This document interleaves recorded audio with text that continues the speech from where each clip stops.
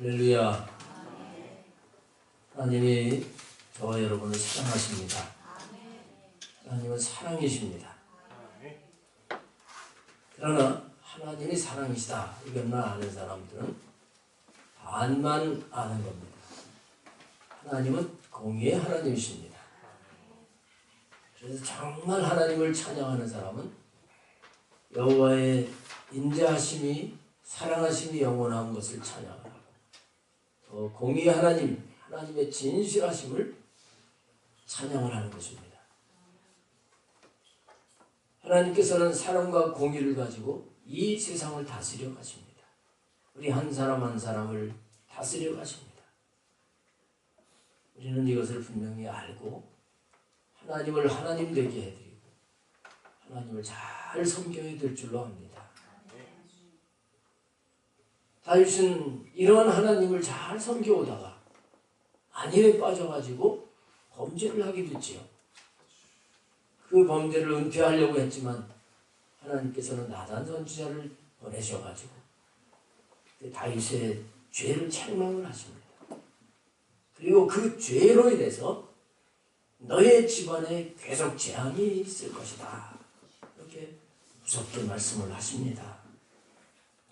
우리가 분명히 알아야 될 것은 우리 인간이 아무리 죄를 숨기고 가리려고 한다고 할지라도 하나님은 다 아시고 하나님은 그 죄뿐만 아니라 그 죄의 근원까지도 확실하게 아시고 그것에 대해서 심판하시는 하나님이시다는 것을 우리가 알아야 됩니다.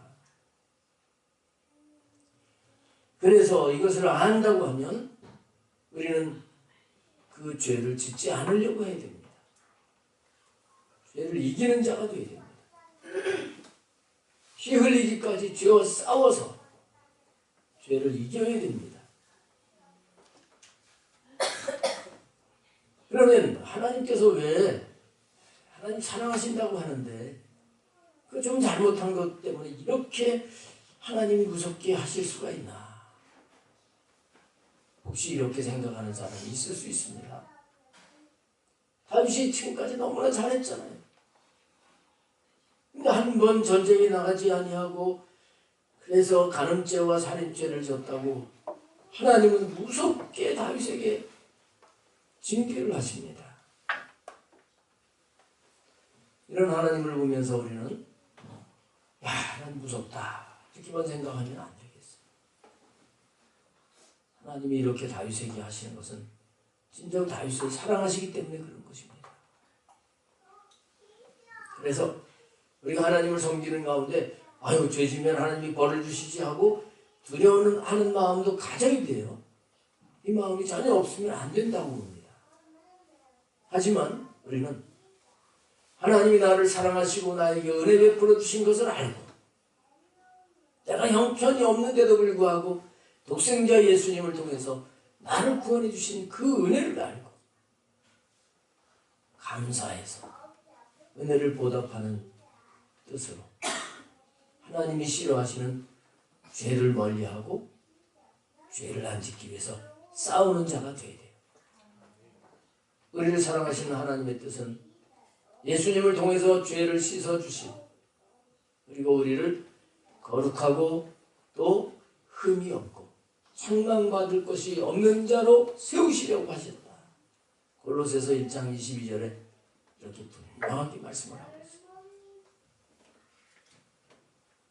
더 나아가서 이제 우리가 예수님으로 말미암아 하나님의 자녀가 됐다면 하나님 나를 위한 삶이 아니라 하나님을 위한 삶을 살게 하시려고 그러면서 하나님과 교제하고 누리고 살게 하시려고 하시는 거예요.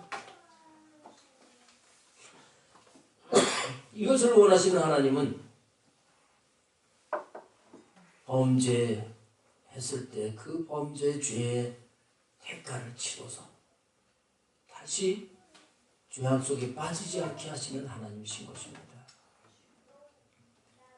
그래서 우리가 만약 실수해서 범죄했을 때는 즉각 회개해야 됩니다.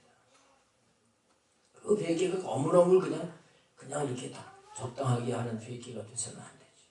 적절하게 내가 하나님이 싫어하시는, 내가 은혜를 받았는데 하나님 나를 이토록 사랑하시는데 내가 이렇게 죄를 지었음을 알고 적절하게 회개하는, 이게 반드시 있어야 돼요. 다윗이 내가 여호와께 범죄하였노라 하면서 회개하죠.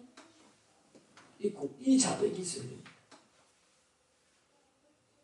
하나님은 우리가 이렇게 회개하기를 원하십니다. 그래서 나단을 보내셨단 말이죠. 우리에게도 회개할 기회를 주시려고. 나단이라고 하는 뜻이 양심 그리고 주는 자라는 뜻을 가지고 있다고 그랬잖아요. 우리의 양심을 통해서 너 지금 회개하라 하실 때 기회를 놓치지 말고 회개해야 돼요. 또 사람을 통해서, 말씀을 통해서 나의 잘못을 알게 하실 때도 우리는 기회를 놓치지 말고 회개해야 되는 것입니다. 근데 이게 쉬운 것 같아도 그렇게 사람들이 잘 못합니다. 사울 왕은 사무엘 선지자를 통해서 잘못을, 지적을 받습니다. 책망을 받습니다. 다윗과 달라요.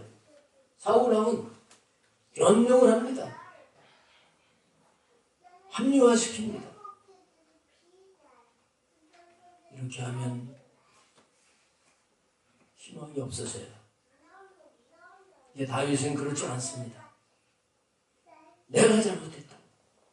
여러분, 여기서 우리가 그냥 넘어가면 안 되는데, 내가 잘못했다고, 내가 죄를 졌다고 자백을 하게 되면 이 다윗은 율법을 범한 건데, 간음죄하고 살인죄를 범한 거예요. 율법에 의하면 간음죄나 살인죄는 사형입니다. 돌에 맞아 죽는 겁니다. 여기서 다윗이 자백했다는 것은 죽어도 좋습니다. 죄를 용서를 받아야 됩니다. 하고 자백을 한 거예요. 우리는 이런 자세를 가지고 범죄했을 때는 철저하게 회개해야 됩니다. 자, 그 다음에는 우리가 그럼 회개하면 이제 그 다음에 모든 게 다 끝났지, 이렇게 하고 넘어가면 안 된다는 거예요. 죄는 용서를 받았지만 그 죄에 대한 증거는 받는다고 하는 것을 성경은 말씀해 주고 있어요. 오늘 본문에도 있고 그 다음에 이 다음 장으로 계속 이어지는 말씀을 보면 틀림없습니다. 자, 오늘 15절 말씀을 이제 보시겠습니다. 15절에 보시면 우리아의 아내가 다윗에게 낳은 아이를 여호와께서 치심에 심히 앓는지라. 분명히 내가 여호와께 범죄하였노라 하고 13절에서 고백했습니다. 그럼에도 불구하고 하나님께서는 이 갓 태어난 아이를 병들게 하신 거예요. 하나님이 치셨다 그랬습니다. 하나님이 이렇게 자기 백성이 하나님께 범죄했을 때 그냥 두시지 않는다는 것을 알 수 있습니다.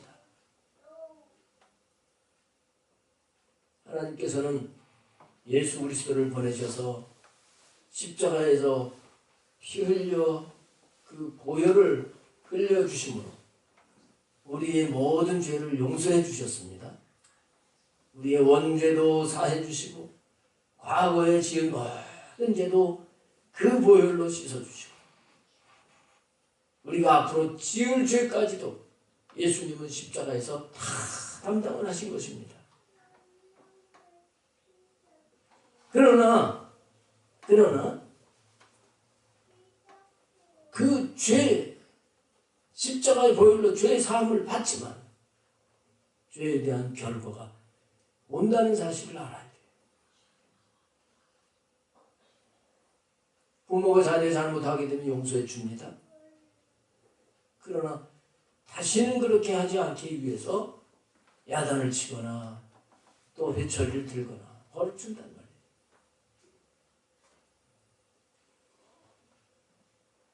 우리가 예수님을 내 죄를 모두 담당하신 분으로 믿고 나의 주인으로 모시면 하나님의 자녀가 됩니다. 하나님의 자녀가 되고 구원받은 하나님 백성이 돼서 천국 가게 되는 것입니다. 그러나 하나님의 사랑하는 자녀라고 할지라도 범죄를 하게 되면 하나님은 징계하신단 말이에요. 미워서가 아닙니다. 사랑하시기 때문에 징계하시는 겁니다. 앞서 말씀드린 대로 사랑하시기 때문에 이제 거듭난 것으로 끝나는 것이 아니라 계속 성화되어서 더 거룩하게 거룩하신 아버지를 닮아가고 또 이제 영원한 때에 상급을 받을 수 있는 자로 흠없이 온전하게 살게 하시려고 하나님께서는 징계하신다는 것을 우리는 잊지 말아야 되는 것입니다. 그래서 이 죄로 인해서 하나님께서 징계하시는 것을 깨닫는 자는 말씀의 법도를 깨달으면서 그 말씀에 순종하는 자로 점점 길들여져 가요. 그리고 다시는 범죄하지 않는 자가 되어져 가게 되는 것입니다. 성경을 보게 되면 다윗이 이 사건 이후로 하나님 앞에 이렇게 넘어지지 않는 것을 보게 돼요. 물론 한번 이제 인구조사를 하는 그 다른 차원의 또 잘못을 하는 부분이 있지만 어떤 성경학자들은 그 인구조사는 이 사건 이전에 있었던 것이다 이렇게 얘기를 하기도 합니다. 열왕기상에 보게 되면 다윗이 더 나이가 먹었을 때 그 신하들이 아비삭이라고 하는 동료를 다윗에게 붙여주는데 그와 동침하지 않았다 이렇게 기록을 하고 있습니다. 꽤 아픈 하나님의 징계를 받고 다시는 넘어지지 않는 이런 다윗, 하나님은 그런 다윗이 되기를 원하셨던 것입니다.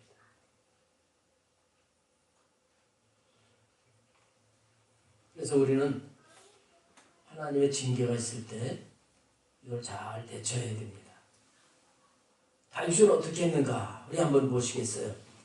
하나님께서 다윗을 징계하실 때 다윗이 어떻게 했습니까? 16절에 보면 다윗이 그 아이를 위하여 하나님께 간구하되 그 갓난아기가 병이 들었는데 막 죽을 것 같은 거예요.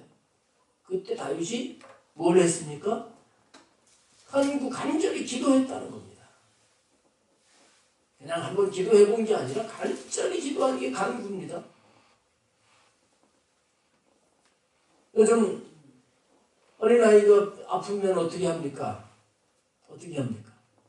우리 성도님들은 다 간구하죠? 아프면 어떻게 하지? 금방 119를 불러.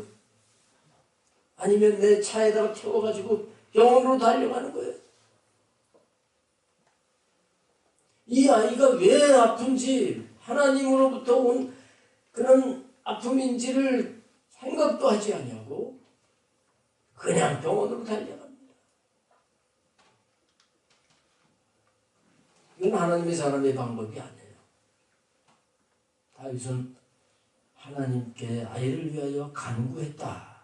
이렇게 분명히 말씀을 하고 있습니다. 그냥 한번 기도해 보는 게 아니에요. 여기 보세요. 다윗이 금식하고 안에 들어가서 밤새도록 땅에 엎드렸으니 금식하면서 기도를 하고 밤새도록 땅에 편안한 의자가 아닙니다. 침대에서 기도하는 게 아닙니다. 왕이 땅바닥에 앉아가지고 철야기도 하는 거예요. 금식하며 철야기도 하는 거예요. 그것도 하루가 아니에요. 일주일을 했어요. 일주일. 이때 당시에 뭐 병원은 없겠지만 그 나라마다 다 의원이 있잖아요. 영화자는 의원이 있잖아요. 다윗은 그런 의원을 불러가지고 그 아이를 고쳐보라고 한 그걸 한 것이 아니라 이건 하나님으로부터 하시는 건데 하면서 하나님 그러나 내가 잘못했지만 이 사랑스러운 이 아이 살려주세요 하면서 기도를 시작을 하는 겁니다. 간절히 일주일 동안 금식하면서 기도하는 거예요. 얼마나 기도에 전념을 했는지 그 다음 절을 보면 알 수 있는데 17절에 보시면 그 집에 늙은 자들이 늙은 나이 먹은 신하들이 그 곁에 서서 다윗을 땅에서 일으키려 하되 왕이 듣지 아니하고 그들과 더불어 먹지도 아니하더라. 신하들이 왕이 금식을 하고 그러니까 몸이 상하면 안 될 것 같아서 걱정스러워서 일으키려고 하는데도 하나님 앞에 매달려 기도했다.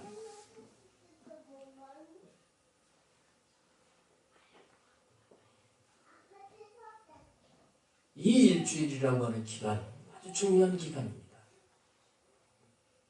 하나님 응답을 안 하셨어요. 아이가 죽었어요.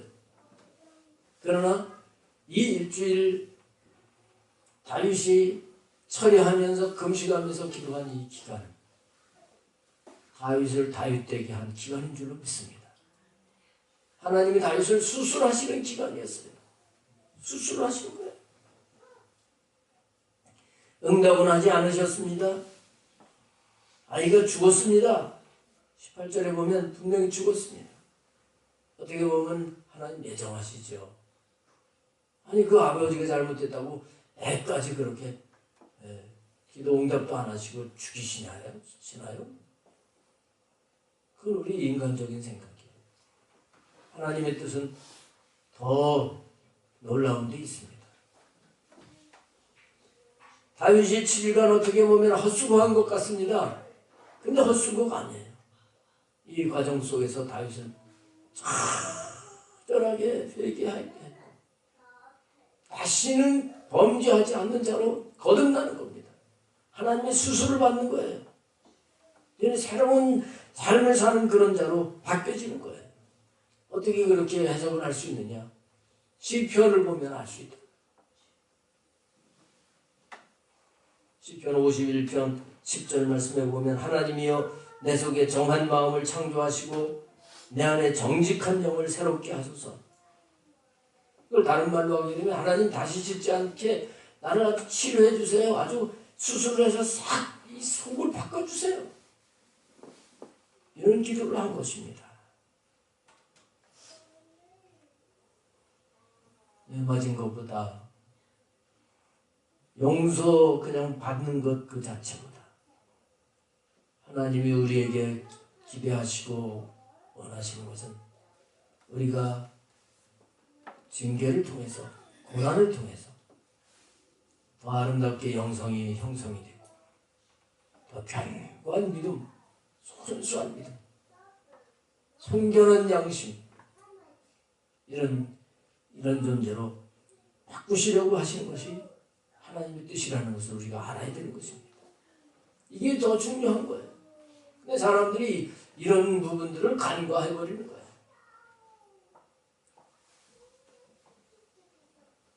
19절 말씀을 보겠습니다.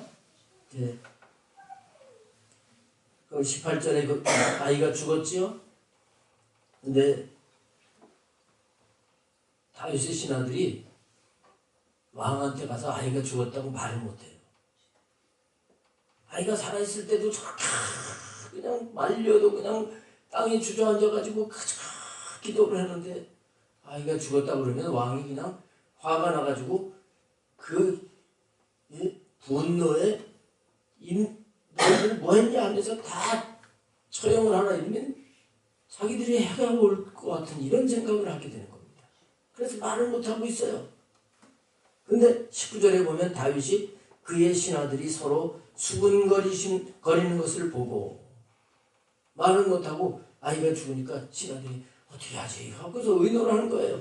이거를 이제 보고 그 아이가 죽은 줄을 다윗이 깨닫고 그의 신하들에게 묻되 아이가 죽었느냐 하니까 그제서야 죽었나이다 그랬다는 거예요.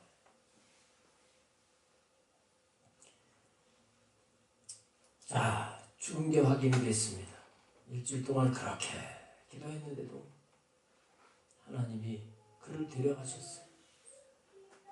이때 다윗이 어떻게 했는가? 20절을 보시겠습니다. 다윗이 땅에서 일어나 몸을 씻고 기름을 바르고 의복을 갈아입고 여호와의 전에 들어가서 경배하고 왕궁으로 돌아와 명령하여 음식을 그 앞에 차리게 하고 먹은지라.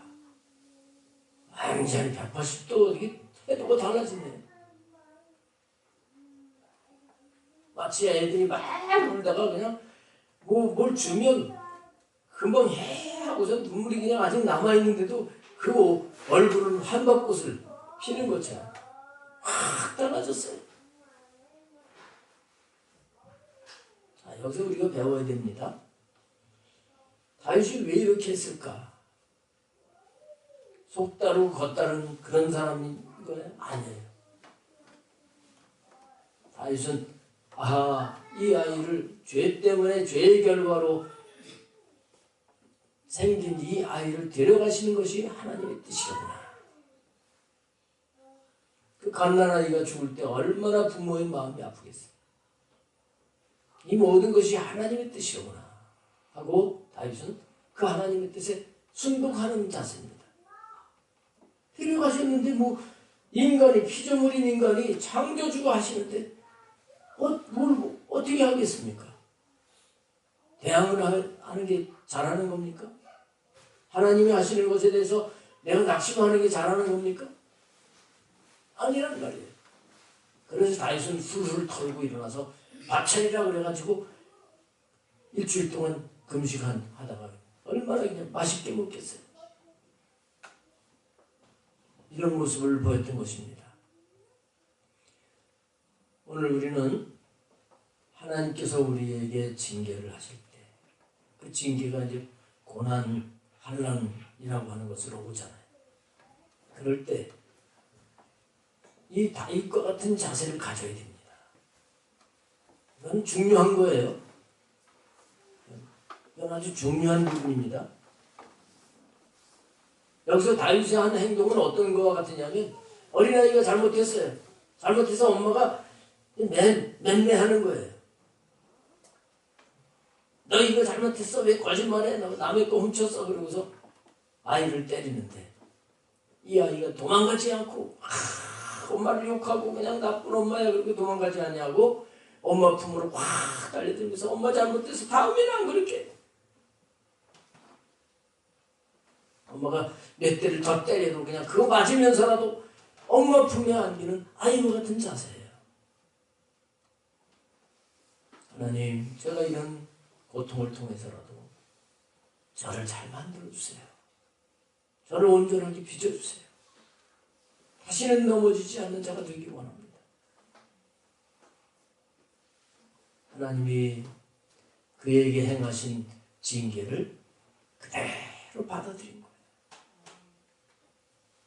여러분은 혹시 여러분들에게 있는 고난 때문에 하나님 왜 나한테만 이래요? 불만 있는 분 있습니까?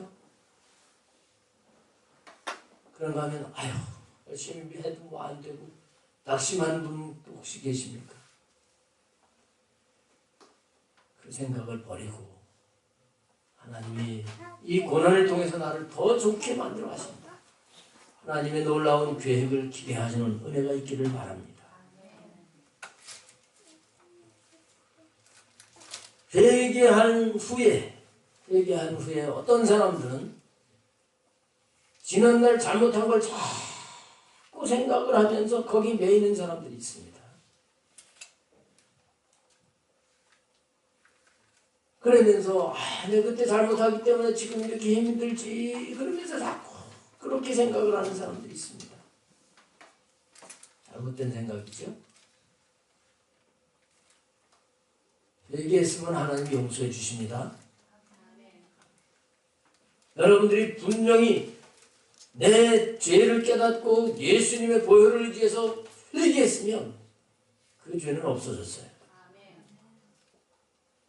근데 생각이 자꾸 나는 거예요. 몇십 년 전에 지었던 죄가 자꾸 생각이 나요. 그래가지고 많이 그 사람한테 미안하기도 하고 후회가 되기도 하고 죄책감, 죄의식 이런 것에 사로잡힐 수 있습니다. 여러분 이건 마귀에게 속는 거예요. 분명히 하나님은 자백하면 우리 죄를 깨끗하게 씻어주신다고 했어요. 기억도 하지 않으신다고 그랬습니다. 마귀에게 속지 않게 되시기 바랍니다.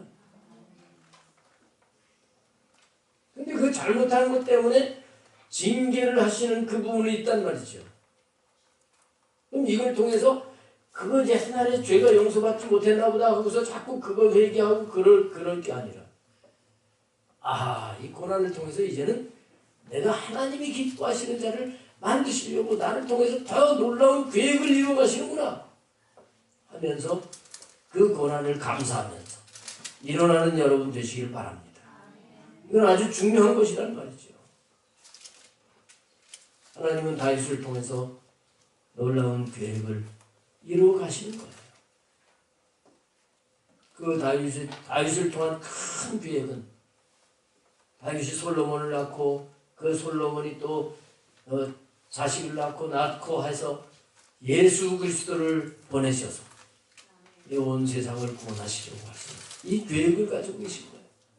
근데 다윗이 죄를 졌는데 고난도 없고 그래서 또 죄를 짓고 이러면 그 예수 그리스도의 조상이 자격이 안 돼요. 그래서 하나님 무섭게 다윗에게 징계하신다고 하는 것을 알아야 됩니다. 이제 24절부터는 분위기가 확 또 바뀝니다. 근데 요 분위기가 바뀌는 게 요것만 좋아하면 안 돼요.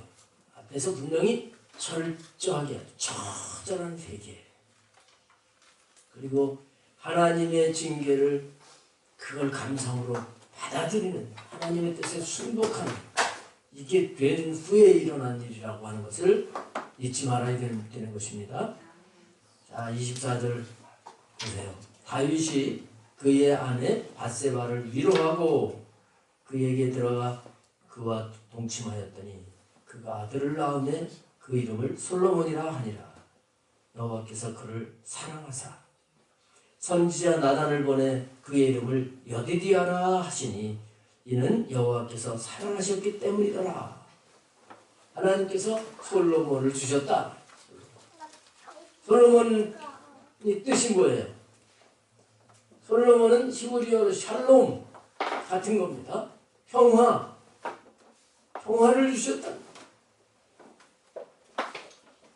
하나님께 회개하고 하나님이 하시는 일에 그냥 원망 불평하지 아니하고 그걸 아멘 하나님 잘하시는 것입니다 할 때 하나님께서는 솔로몬을 주신 거예요. 하나님과 관계가 화목적이 됩니다. 평화가 온 거예요. 이걸 선물로 주신 겁니다. 우리에게도 하나님은 솔로몬을 주시는 분이에요. 근데 이때 또 나단 선지자를 다윗에게 보내셨단 말이에요. 나단 선지자가 하나님의 보냄을 받아서 와서 뭐라고 합니까? 그 이름 여디디아라라고 해라. 솔로몬의 이름을 여디디아라고 하라. 근데 여디디아라고 하는 뜻은 뭐냐? 여호와께서 그를 사랑하신다 그 뜻이에요. 그러니까 여디디아는 하나님이 나를 사랑하신다 그런 뜻이에요. 여러분 우리가 하나님이 하시는 것을 알고 얘기하고 하나님의 뜻에 순종해 나가면 고난 속에서도 감사하면서 하나님이 빚어가시는 대로 따라가게 되면 하나님 우리에게 하나님과 관계가 화평하게 하시고 또 마음이 편하게 하시고 그리고 하나님이 너를 사랑하신다 하는 걸 알게 하십니다. 그 소리를 듣게 하십니다.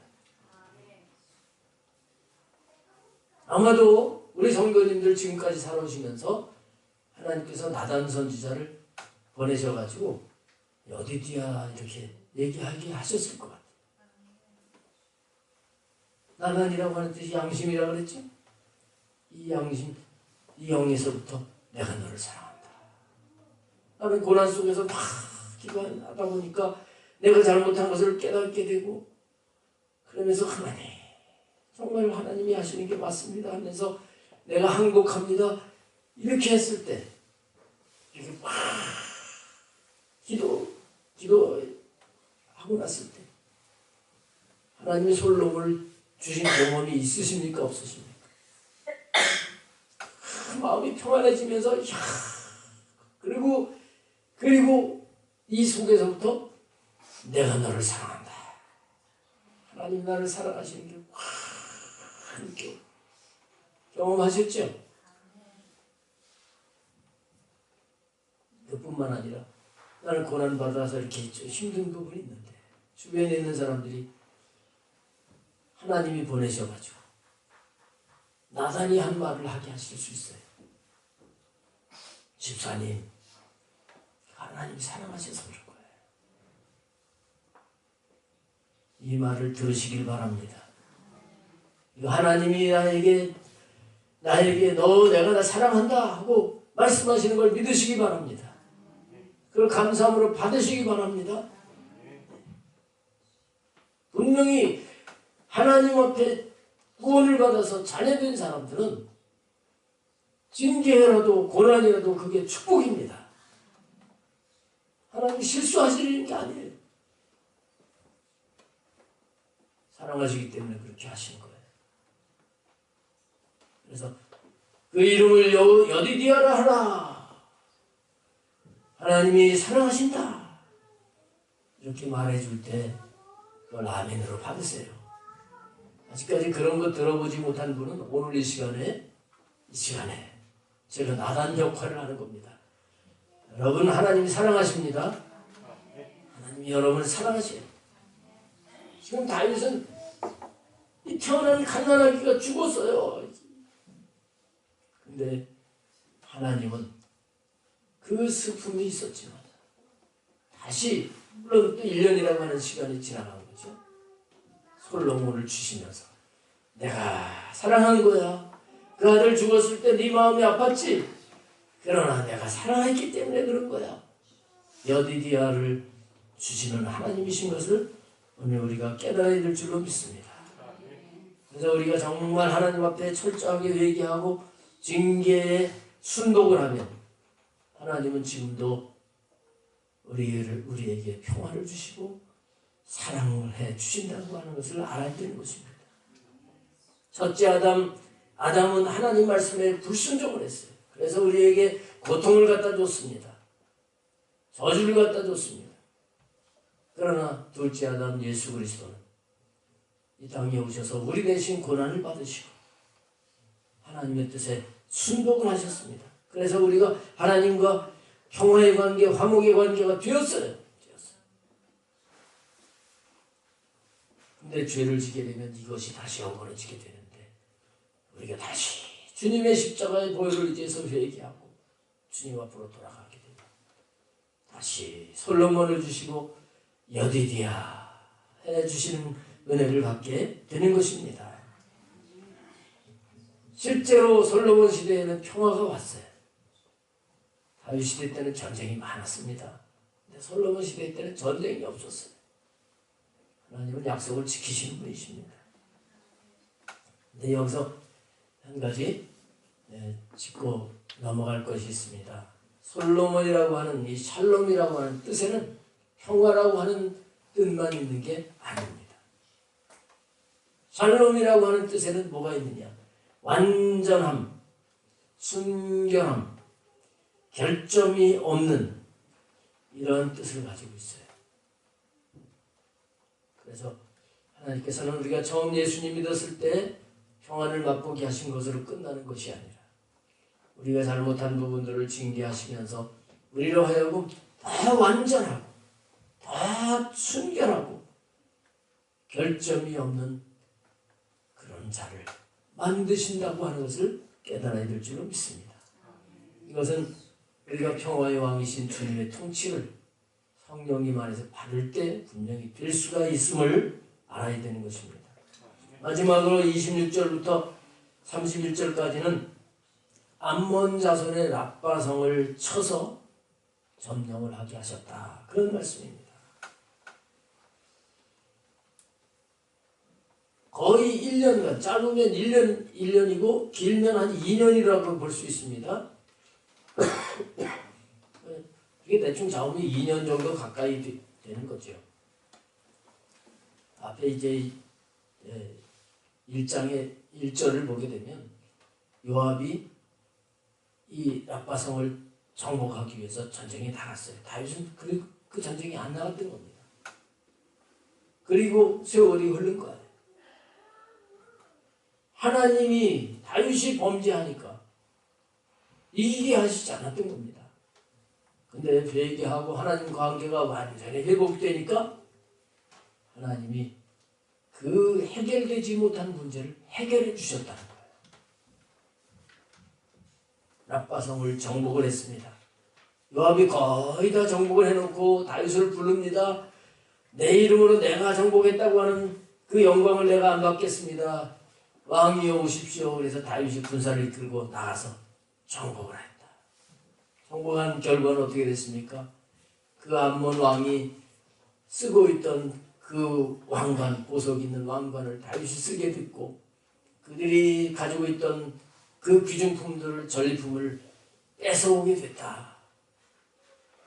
그리고 그들을 종으로 삼아서 부리게 됐다. 이것이 12장의 결론의 말씀입니다.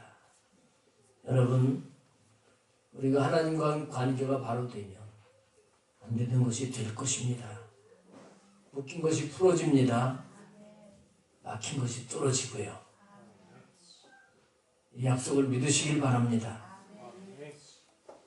하나님과 관계가 바로 되어야 되는 것입니다. 하나님은 사랑의 하나님이시지만 공의의 속성을 가지고 계시는 것을 잊지 말아야 돼요. 그래서 이 공의의 속성 때문에 죄는 그냥 넘어가시지 않는 겁니다. 철저하게 죄를 버리고 하나님 내가 거룩하니 너희들도 거룩하다 하시면서 우리로 하여금 온전한 자를 만드신다고 하는 것을 알아야 되는 것입니다. 우리가 이렇게 만드시기 위해서 예수님이 십자가에서 구원을 성취하신 것을 알고 하나님의 뜻을 따라가게 되면 모든 부분이 회복되고 치유되고 하나님의 나라를 누리게 되고 이렇게 살 때 영원한 천국에서 영광과 상급을 누리게 될 것입니다. 이것이 하나님의 계획이에요. 이걸 생각하면서 여러분 지금 하나님이 징계 중에 있을지라도 감사하고 다시 다윗처럼 하나님을 붙드시기 바랍니다. 그러면 하나님이 솔로몬도 주시고 여디디아도 주시고 랍바성도 정복하게 하시고 전리품도 얻게 해주시는 은혜와 복을 누리게 될 줄로 믿습니다. 기도하겠습니다. 하나님 아버지,